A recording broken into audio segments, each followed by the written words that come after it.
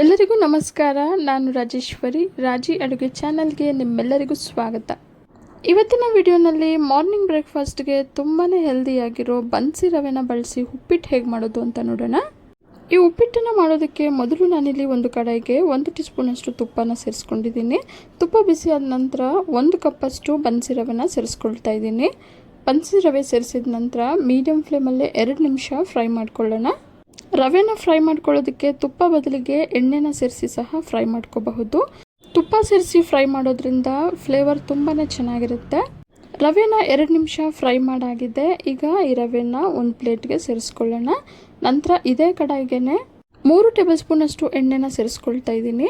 ಎಣ್ಣೆ ಸ್ವಲ್ಪ ಬಿಸಿಯಾದ ನಂತರ ಅರ್ಧ ಟೀ ಸ್ಪೂನಷ್ಟು ಸಾಸಿವೆ, ಸ್ವಲ್ಪ ಜೀರಿಗೆ, 1 ಟೀ ಸ್ಪೂನಷ್ಟು ಕಡಲೆಬೇಳೆ, 1 ಟೀ ಸ್ಪೂನಷ್ಟು ಉದ್ದಿನಬೇಳೆನ ಸೇರಿಸಿ ಕಡಲೆಬೇಳೆ ಉದ್ದಿನಬೇಳೆನ ಲೈಟ್ ಬ್ರೌನ್ ಕಲರ್ ಬರೋವರೆಗೂ ಫ್ರೈ ಮಾಡಿ 1 ಇಂಚಷ್ಟು ಶುಂಠಿನ ಕುಟಾಣಿಲಿ ಕುಟ್ಟಿ ಸೇರಿಸ್ಕೊಂಡಿದ್ದೀನಿ. ನಂತರ ಸ್ವಲ್ಪ ಕರಿಬೇವು, 6 ಹಸಿಮೆಣಸಿನ್ಕಾಯಿನ ಸಣ್ಣಗೆ ಕಟ್ ಮಾಡಿ ಸೇರಿಸಿ 30 ಸೆಕೆಂಡ್ ಫ್ರೈ ಮಾಡ್ಕೊಳ್ಳೋಣ. ಕಡಲೆಬೇಳೆ, ಉದ್ದಿನಬೇಳೆ, ಶುಂಠಿ, ಹಸಿಮೆಣಸಿನ್ಕಾಯಿ ಇವೆಲ್ಲವೂ ಫ್ರೈ ಮಾಡಬೇಕಾದ್ರೆ ಮೀಡಿಯಂ ಫ್ಲೇಮಲ್ಲೇ ಫ್ರೈ ಮಾಡ್ಕೋಬೇಕು. ದಪ್ಪ ಗಾತ್ರದ 1 ಈರುಳ್ಳಿನ ಸಣ್ಣಗೆ ಕಟ್ ಮಾಡಿ ಸೇರಿಸ್ಕೊಂಡಿದ್ದೀನಿ. ಮೀಡಿಯಂ ಸೈಜ್ದಾದರೆ 2 ಈರುಳ್ಳಿ ಕಟ್ ಮಾಡಿ ಸೇರಿಸ್ಕೊಳ್ಳಿ. ಈರುಳ್ಳಿ ಸೇರಿಸಿದ ನಂತರ ಸ್ವಲ್ಪ ಟ್ರಾನ್ಸ್ಪರೆಂಟ್ ಆಗೋವರೆಗೂ ಫ್ರೈ ಮಾಡಿಕೊಂಡ್ರೆ ಸಾಕು. ಅರ್ಧ ಕಪ್ಪಷ್ಟು ಸಣ್ಣಗೆ ಕಟ್ ಮಾಡಿರೋ ಕ್ಯಾರೆಟು ಹಾಗೆ ಅರ್ಧ ಕಪ್ಪಷ್ಟು ಸಣ್ಣಗೆ ಕಟ್ ಮಾಡಿರೋ ಉಳ್ಳಿಕಾಯನ್ನು ಈಗ ಸೇರಿಸ್ಕೊಳ್ಳೋಣ. ಎಣ್ಣೆಲೆ ತರಕಾರಿಗಳನ್ನು ಬೇಯಿಸ್ಕೊಳ್ಳೋದ್ರಿಂದ ಆದಷ್ಟು ಈ ತರಕಾರಿಗಳನ್ನು ಸಣ್ಣಕ್ಕೆ ಕಟ್ ಮಾಡಿ ಸೇರಿಸ್ಕೋಬೇಕು. ಈಗ ಉಳ್ಳಿಕಾಯಿ ಬೀನ್ಸ್ ಬೇಗ ಬೇಯೋದಕ್ಕೆ ಸ್ವಲ್ಪ ಪುಡಿ ಉಪ್ಪನ್ನು ಸೇರಿಸಿ ಬೇಯಿಸ್ಕೊಳ್ಳೋಣ. ಕ್ಯಾರೆಟು ಬೀನ್ಸ್ ಜೊತೆಗೆ ನಿಮ್ಗೆ ಇಷ್ಟವಾಗೋ ಯಾವುದೇ ತರಕಾರಿಗಳನ್ನು ಸೇರಿಸ್ಕೋಬಹುದು. ಬಟಾಣಿ, ಆಲೂಗಡ್ಡೆ, ಕ್ಯಾಪ್ಸಿಕಮ್ ಈ ರೀತಿ ಯಾವ ತರಕಾರಿ ಆದರೂ ಸೇರಿಸ್ಕೋಬಹುದು. ನೋಡಿ, ಕ್ಯಾರೆಟು ಬೀನ್ಸ್ ಎಲ್ಲ 80 ಭಾಗದಷ್ಟು ಚೆನ್ನಾಗಿ ಬೆಂದಿದೆ. ಈಗ ನಾವು ಮೊದಲೇ ಫ್ರೈ ಮಾಡಿಟ್ಕೊಂಡಿರೋ ಬನ್ಸಿ ರವೆನ ಸೇರಿಸ್ಕೊಳ್ಳೋಣ. ಬನ್ಸಿ ರವೆನ ಸೇರಿಸಿ ಚೆನ್ನಾಗಿ ಒಂದ್ಸಲ ಮಿಕ್ಸ್ ಮಾಡ್ತಾ ಮೀಡಿಯಂ ಫ್ಲೇಮಲ್ಲೇ 1 ನಿಮಿಷ ಫ್ರೈ ಮಾಡ್ಕೊಳ್ಳೋಣ. ಮೀಡಿಯಂ ರವೆನ ಬಳಸಿ ಉಪ್ಪಿಟ್ಟು ಮಾಡೋದನ್ನು ನಾನೀಗಾಗಲೇ ನನ್ನ ಚಾನಲಲ್ಲಿ ಅಪ್ಲೋಡ್ ಮಾಡಿದ್ದೀನಿ. ಅದನ್ನು ಸಹ ಒಂದ್ಸಲ ನೋಡಿ. ಪರ್ಫೆಕ್ಟ್ ಅಳತೆಯಲ್ಲಿ ತುಂಬಾ ರುಚಿಯಾಗಿ ಹೇಗೆ ಮಾಡೋದು ಅಂತ ತೋರಿಸ್ಕೊಟ್ಟಿದ್ದೀನಿ. 3 ಕಪ್ಪಷ್ಟು ನೀರನ್ನು ಮೊದಲೇ ಬಿಸಿಯಾಗೋದಕ್ಕೆ ಇಟ್ಟಿದ್ದೆ. ಈಗ ಬಿಸಿಯಾಗಿರೋ ನೀರನ್ನು ಈ ರವೆಗೆ ಸೇರಿಸ್ಕೊಳ್ಳೋಣ. ನಾನಿಲ್ಲಿ ಯಾವ ಕಪ್ಪಲ್ಲಿ ರವೆಯನ್ನು ತೊಗೊಂಡಿದ್ನೋ ಅದೇ ಕಪ್ ಅಳತೆಗೆ 3 ಕಪ್ಪಷ್ಟು ಬಿಸಿ ನೀರನ್ನು ಸೇರಿಸ್ಕೊಂಡಿದ್ದೀನಿ.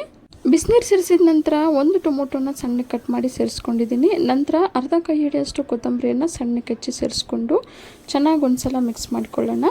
ತರಕಾರಿ ಬೇಯಬೇಕಾದ್ರೂ ಸ್ವಲ್ಪ ಉಪ್ಪನ್ನು ಸೇರಿಸಿದ್ವಿ. ಈಗ ಉಪ್ಪಿಟ್ಟಿಗೆ ರುಚಿಗೆ ತಕ್ಕಂತೆ ಸ್ವಲ್ಪ ಉಪ್ಪನ್ನು ಸೇರಿಸ್ಕೊಳ್ತಾ ಇದ್ದೀನಿ.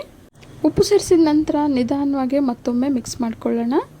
ಈಗ ಅರ್ಧ ಟೀ ಸ್ಪೂನಷ್ಟು ಅರಿಶಿನ ಪುಡಿಯನ್ನು ಸೇರಿಸಿ ಮತ್ತೊಮ್ಮೆ ಚೆನ್ನಾಗಿ ಮಿಕ್ಸ್ ಮಾಡಿ ಲಿಡ್ಡನ್ನು ಮುಚ್ಚಿ ಮೀಡಿಯಂ ಫ್ಲೇಮಲ್ಲಿ 5 ನಿಮಿಷ ಬೇಯಿಸ್ಕೊಳ್ಳೋಣ. 5 ನಿಮಿಷದ ನಂತರ ಲಿಡ್ಡನ್ನು ತೆಗೆದು ನೋಡೋಣ ಬನ್ನಿ. ನೋಡಿ, ತುಂಬಾ ಪರ್ಫೆಕ್ಟಾಗಿ ರವೆ ತರಕಾರಿ ಎಲ್ಲ ಹದವಾಗಿ ಬೆಂದಿದೆ. ಈಗ ಗ್ಯಾಸ್ ಫ್ಲೇಮನ್ನು ಆಫ್ ಮಾಡಿ ಬಿಸಿ ಬಿಸಿಯಾಗಿ ಸರ್ವ್ ಮಾಡ್ಕೊಳ್ಳೋಣ. ಈ ಉಪ್ಪಿಟ್ಟನ್ನು ಬಿಸಿ ಬಿಸಿಯಾಗಿ ಚಟ್ನಿ ಜೊತೆ ಸರ್ವ್ ಮಾಡ್ಕೋಬಹುದು. ಚಟ್ನಿ ಹೇಗೆ ಮಾಡೋದು ಅಂತ ನಾನು ಮೀಡಿಯಂ ರವೆ ಬಳಸಿ ಉಪ್ಪಿಟ್ಟು ಮಾಡೋ ವಿಡಿಯೋಲ್ಲೇ ತೋರಿಸಿದ್ದೀನಿ. ಮಾರ್ನಿಂಗ್ ಬ್ರೇಕ್ಫಾಸ್ಟ್ಗೆ ಅಥವಾ ನೈಟ್ ಡಿನ್ನರ್ಗೆ ಲೈಟಾಗಿ ತಿನ್ಬೇಕನ್ನಿಸ್ದಾಗ ಈ ರೀತಿ ಬನ್ಸಿ ರವೆನ ಬಳಸಿ ಉಪ್ಪಿಟ್ಟನ್ನು ಮಾಡಿಕೊಂಡು ಬಿಸಿ ಬಿಸಿಯಾಗಿ ತಿನ್ನಬಹುದು.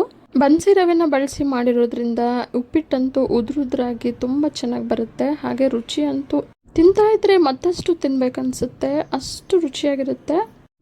ಇವತ್ತಿನ ಬನ್ಸಿ ರವೆನ ಬಳಸಿ ಮಾಡಿರೋ ಈ ತರಕಾರಿ ಉಪ್ಪಿಟ್ಟು ನಿಮಗೆಲ್ಲ ಇಷ್ಟ ಆಗಿದೆ ಅಂದ್ಕೊಂಡಿದ್ದೀನಿ. ಇಷ್ಟ ಆಗಿದ್ದರೆ ಈಗಲೇ ಒಂದು ಲೈಕ್ ಮಾಡಿ, ಹಾಗೆ ನಿಮ್ಮ ಫ್ಯಾಮಿಲಿ ಆ್ಯಂಡ್ ಫ್ರೆಂಡ್ಸ್ ಜೊತೆ ಶೇರ್ ಮಾಡಿ. ಮತ್ತಷ್ಟು ಸುಲಭ ಹಾಗೂ ರುಚಿಯಾದ ರೆಸಿಪಿಗಳಿಗೋಸ್ಕರ ರಾಜಿ ಅಡುಗೆನ ಸಬ್ಸ್ಕ್ರೈಬ್ ಆಗೋದನ್ನು ಮರಿಬೇಡಿ. ಮತ್ತೊಂದು ರುಚಿಯಾದ ರೆಸಿಪಿಯೊಂದಿಗೆ ಮುಂದಿನ ವಿಡಿಯೋದಲ್ಲಿ ಸಿಗೋಣ. ಧನ್ಯವಾದಗಳು.